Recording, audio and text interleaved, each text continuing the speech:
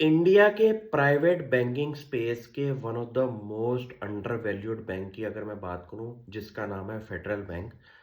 इस बैंक की खासियत इस क्वार्टर के अंदर क्या थी, Q3 के अंदर, कि आप हैरान हो जाए। कंपनी ने पहली बार 1,000 करोड़ का प्रॉफिट जो है एक क्वार्टर के अंदर दिखाया है। इससे इतना आइडिया लग चुका है कि कंपनी का इस साल का जो प्रॉफिट है पूरे साल का वो 4,000 करोड़ का पार हो जाएगा। बहुत कमेंडेबल पोजीशन है बैंकिंग सेक्टर के अंदर इतना स्टेबल बैंक पकड़ना, जो कि अपने एडवांसेस और डिपॉजिट्स के अंदर क्वार्टर कंपेयर अगर आप चेक करेंगे पूरे साल का, तो 20% 18% से ग्रो होता हुआ दिखाई दे रहा है इनका बिजनेस। यहाँ पे कंपनी की जो प्रॉफिटेबिलिटी है इस क्वार्टर के अराउंड 25% की हुई है। ये एक ऐसा बैंक है जो इतने स्टेबल माहौल के अंदर अपने आप को बड़ी बड़ी छलांगे नहीं दिखाता किसी भी क्वार्टर के अंदर।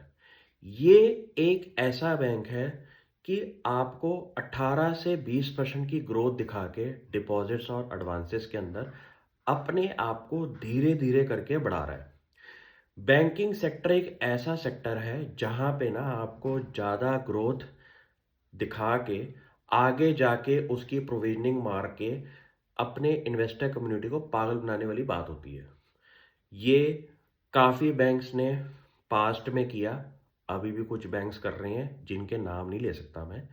लेकिन एक ऐसा बैंक आपको अगर ध्यान में आए जो कि स्टेबली अपने आप को प्रॉफिटेबिलिटी के अंदर लेके जा रहा है, कंपनी के नेट प्रॉफिट के अंदर भी अच्छी खासी ग्रोथ है 25% की, प्लस कंपनी ने एक ऐसा लैंडस्केप पकड़ा है फिनटेक स्पेस के अंदर जहां पे कंपनी का एक डोमिनेंट मार्केट शेयर है कि जितने भी छोटे छोटे फिनटेक्स हैं उनके साथ कंपनी ने जुड़ के अपना आर्किटेक्चर जो बैंकिंग का है वो दिया है।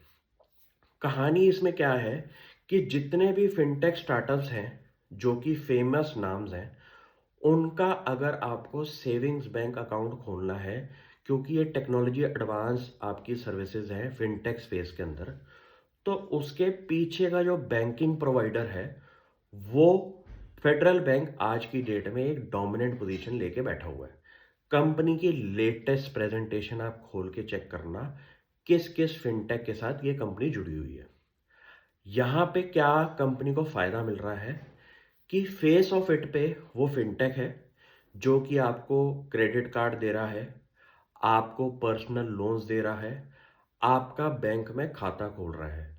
लेकिन उसके पीछे का पूरा बैकएंड आर्किटेक्चर जो है वो सिर्फ फेडरल बैंक के पास है। ये स्टोरी क्यों इतनी इंपॉर्टेंट है? क्योंकि कंपनी ने अपने रिटेल बुक के ऊपर जो फोकस किया है वो इतना दमदार मेरे को दिखाई दिया पिछले कुछ क्वार्टर से। इस कंपनी को पिछले 1.5 साल से नोटिस कर रहा हूँ। ग्रोथ की ट्रेजेक्टरी हर क्वार्टर के अंदर दिखाई दे रही है और शेयर प्राइस के अंदर भी 10-20 रुपए की मूवमेंट है प्लस साइड में। ऐसी चीज़ों पे आपको इसलिए नज़र देनी चाहिए कि कंपनी आज की डेट में अपने आप को टेक्नोलॉजी फ्रंट पे कैसे आगे रख रही है। कंपनी ने ये दिमाग लगाया कि हमारे पास इतना खर्चा करने के लिए पैसा नहीं है, लेकिन आज हम अगर फिनटेक स्पेस के अंदर सारे लीडर्स के साथ जुड़ जाए और पीछे का पूरा बैकएंड काम करना शुरू कर दे, तो एंड कस्टमर चाहे उसके पास ही हो, उस फिनटेक कंपनी के पास, लेकिन पीछे का पूरा आपका बैकएंड ऑपरेशन फेडरल बैंक के पास आएगा। ये एक स्टोरी हुई। दूसरी स्टोरी क्या है इस कंपनी की कि ये साउथ की लीडरशिप पोजीशन रखता है प्राइवेट बैंकिंग सेक्टर के अंदर। वहाँ पे आपका गोल्ड लोन पोर्टफोलियो जो होता है वो इतना बड़ा स्केल है इस कंपनी का कि आप इसकी बुक्स को चेक करें कि कंपनी ने अपने एडवांसेस का ब्रेकडाउन जो दिया हुआ है वो कैसा दिया हुआ है। साउथ की मार्केट फेमस ही अपने गोल्ड लोन्स के लिए है और इस कंपनी का भी गोल्ड लोन पोर्टफोलियो बहुत बढ़िया है। गोल्ड लोन्स एक ऐसा सेक्टर है लोन सेगमेंट के अंदर जहां पे पहली बात तो आपको सिक्योर्ड लोन्स मिलते हैं। दूसरी बात, ये एक ऐसी सिक्योरिटी है जिसकी वैल्यू में डेप्रिसिएशन कभी नहीं होना। तो one of the most safest sector on entire loan industry आपके गोल्ड लोन्स आते हैं।